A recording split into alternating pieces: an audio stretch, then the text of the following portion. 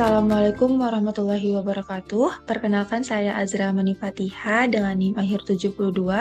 Pada video kali ini saya akan membahas tutorial langkah-langkah penyelesaian soal materi transformasi geometri dengan autograf. Nah, di sini untuk yang pertama, kita masukin terlebih dahulu soalnya di objek, kemudian insert image. Ini soal yang pertama. Soal yang pertama itu bayangan titik P, A, B oleh rotasi terhadap titik pusat 0,0 sebesar negatif 90 derajat adalah P aksen negatif 10, negatif 2. Nah, yang ditanya adalah nilai dari A plus 2B. Pertama, kita masukin dulu titik pusat 0,0 dengan tools ini enter coordinates. Nanti 0,0, nilai di sini.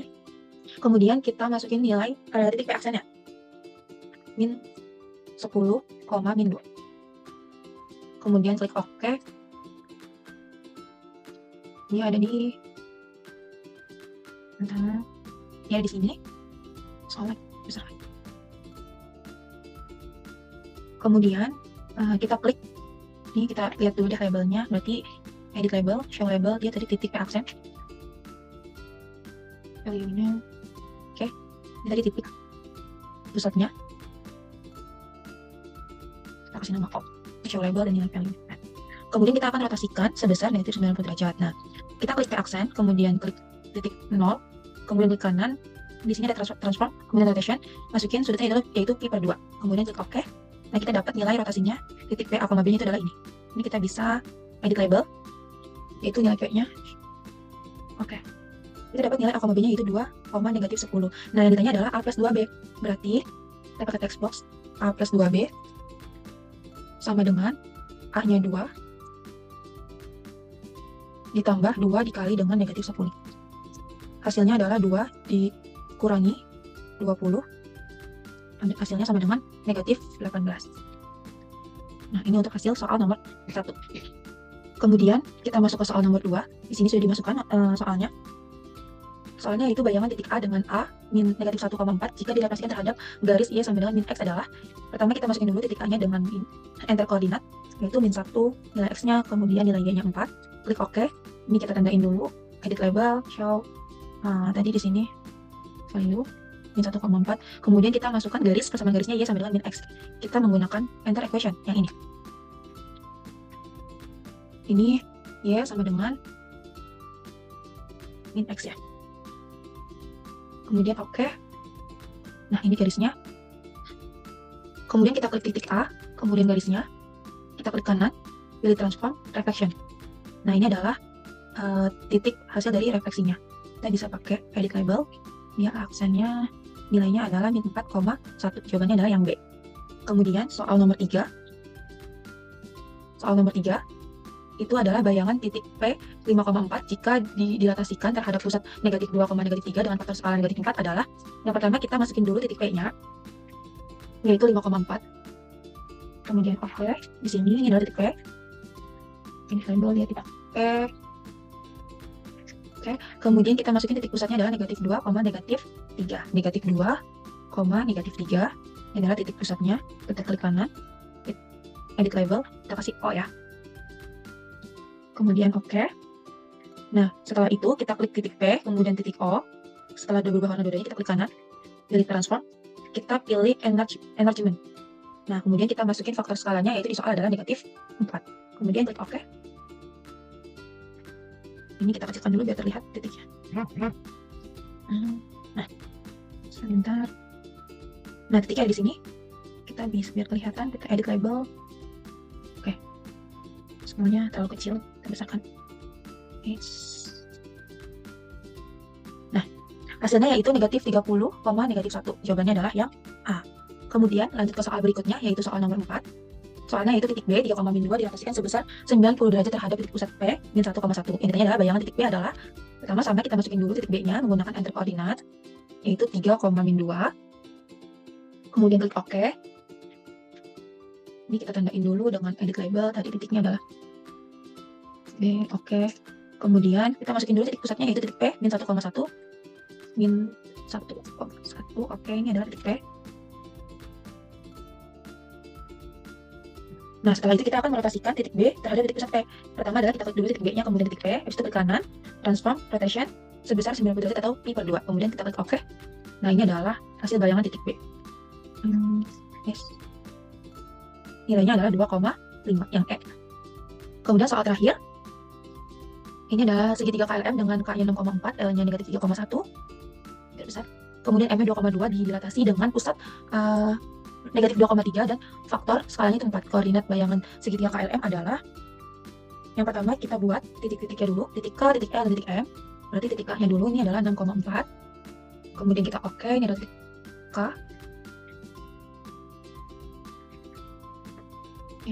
Bentar, kita klik lagi. Edit label, show label, dan value-nya kita biar tahu. Kemudian kita masukin lagi titik L, yaitu 3,1. Kita klik OK, ini adalah titik L. Edit label, show label, value.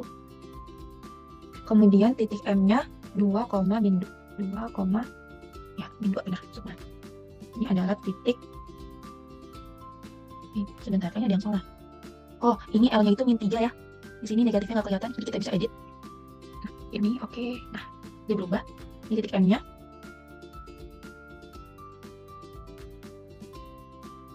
Nah, K-nya 6,4, L-nya min 3,1, M-nya 2, min 2. Ini adalah KLM, kita klik dulu tiga titiknya. Kemudian klik kanan, klik create. Kemudian shade area. Nah, ini adalah bentuk segitiga. Kemudian kita akan mendilatasikan semua titik ini dengan titik pusat min 2,3 dan faktor skalanya adalah 4. Berarti kita harus membuat titik pusatnya terlebih dahulu, yaitu min 2,3. Oke, di sini ini anggap aja kita titik O ya. Edit label berarti O. Nah, yang pertama kita akan mendilatasikan titik K terlebih dahulu. Berarti kita klik K, kemudian klik O. Setelah itu klik kanan, transform, enlargement.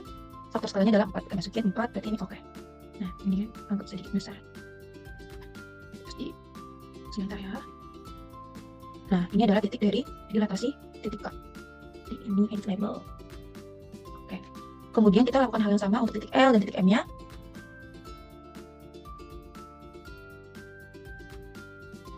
Ini L. Nah, ini ya. L, kita klik titik L, kemudian titik O-nya ini yang pusatnya. Kemudian klik kanan. Ini harusnya O ya, teman-teman.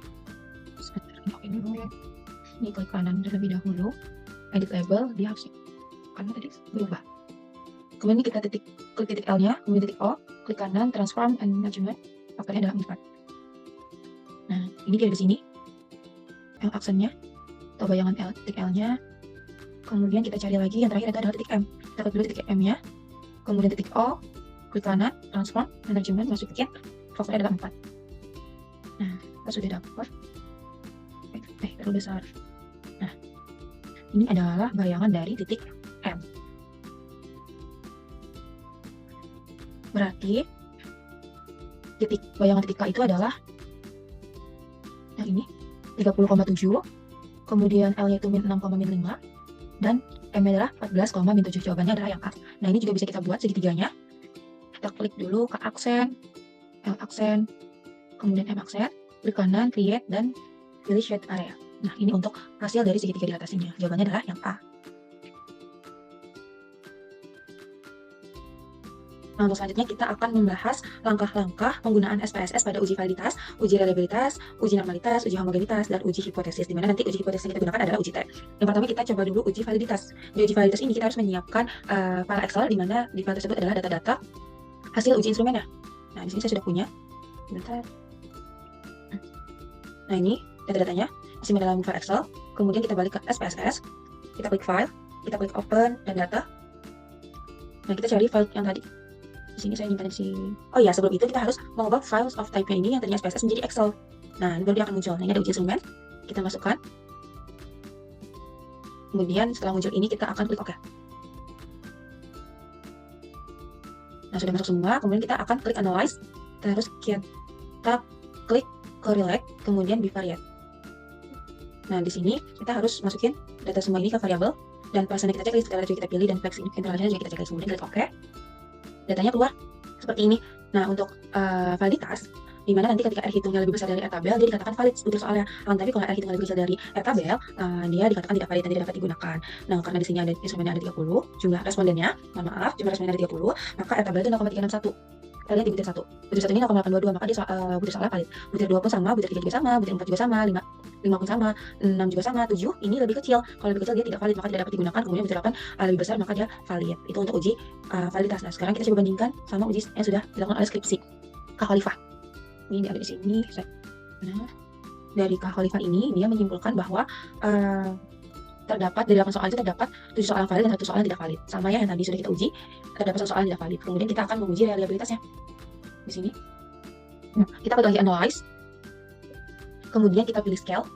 Mana scale? Nah, ini reliability analysis. Kemudian kita masukkan masukkan semuanya kecuali total score. Total score kita tidak boleh masukkan. Kemudian kita klik statistik. Nah, di statistik ini kita akan mencentang item, scale, if item deleted, dan non-nya kita centang juga. Kemudian kita continue. Setelah itu kita klik OK. Jangan keluar. Uji reliabilitasnya itu 0,856. Nah, 0,856 ini berada dalam kategori tinggi. Coba kita bandingkan dengan skripsinya Kak Khalifah. Di sini reliabilitas instrumennya. Nah, kalau dia berada di kriteria koefisiennya nilainya adalah 0,880, berada dalam kisaran ya. Terus dia kesimpulannya adalah memiliki derajat reliabilitas yang baik atau tinggi.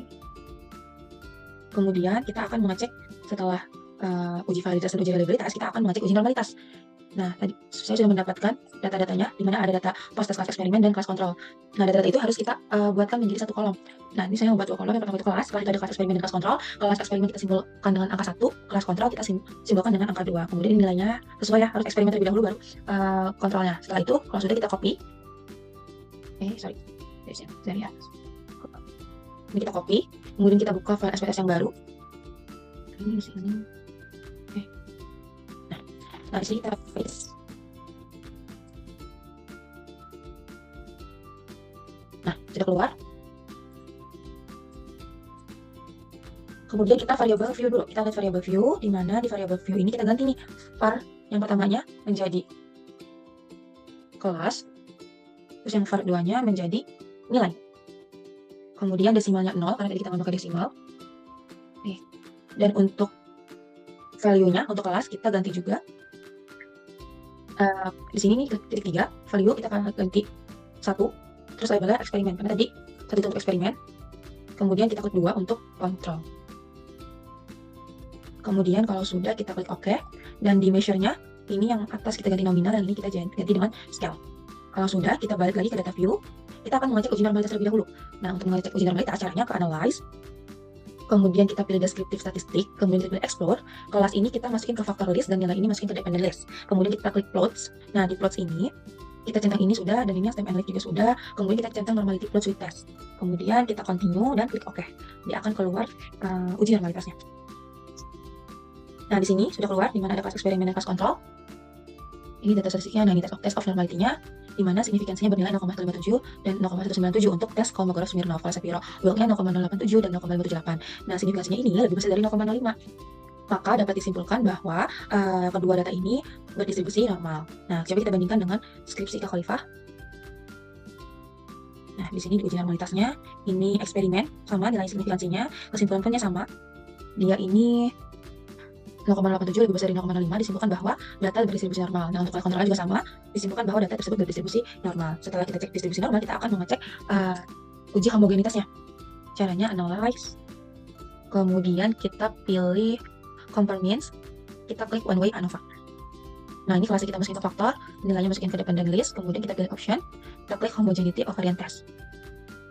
Kemudian kita klik continue, kemudian kita klik OK. Nah, ini sudah keluar hasilnya, kita fokus ke yang sini, test of homogeneity of variance. Dan nilai signifikansinya lebih dari 0,05 semua. Dimana kalau lebih 0,05, itu maka H0 diterima. Yang artinya adalah variance nilai kemampuan berpikir aljabar kedua kelompok itu homogen. Kita bandingkan dengan skripsi Kak Khalifah. Dia juga sama, 0,817 lebih dari 0,5. Disimpulkan bahwa distribusi populasi mempunyai variance yang sama atau homogen. Menunjukkan bahwa kedua data sampel berdistribusi normal dan memiliki variance yang sama. Maka dapat dilakukan pengujian hipotesis dengan menggunakan uji T. Sekarang kita akan menggunakan uji T. Dimana kita klik analyze. Terus kita ke yang tadi itu compare means, kemudian kita ke one way ANOVA lagi, ke analyze, ke compare means, ke independent sample test, karena kita mau ngecek uji T. Nah, kelasnya ini kita masukin ke grouping variable, nilai kita masukin ke atas variable, kemudian kita define dulu nih grupnya, dimana tadi grup 1 itu 1, grup 2, nilai 2, kita klik continue. Kalau sudah klik continue, kita klik OK. Dan dia akan keluar hasilnya seperti ini. Kita fokus ke nilai signifikansi two-tailed. Nah, 0,024.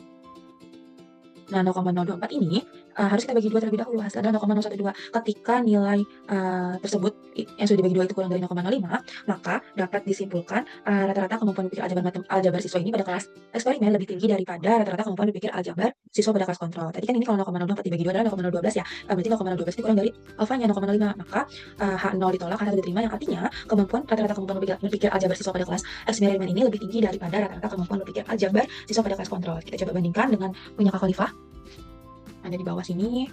Nah, ini dia 0,024 ketika dia dibagi 2, hasil 0,012. Hasilnya ini lebih kecil dari alfa. Maka H1-nya diterima, H0 ditolak. Berarti rata-rata kemampuan berpikir aljabar kelas eksperimen lebih tinggi daripada rata-rata kemampuan berpikir aljabar kelas kontrol. Nah, itu untuk pengujian uji hipotesisnya. Dia ada di sekian dari saya. Tadi beberapa tutorial terkait autograf dan SPSS. Kurang lebihnya mohon maaf. Wassalamualaikum warahmatullahi wabarakatuh.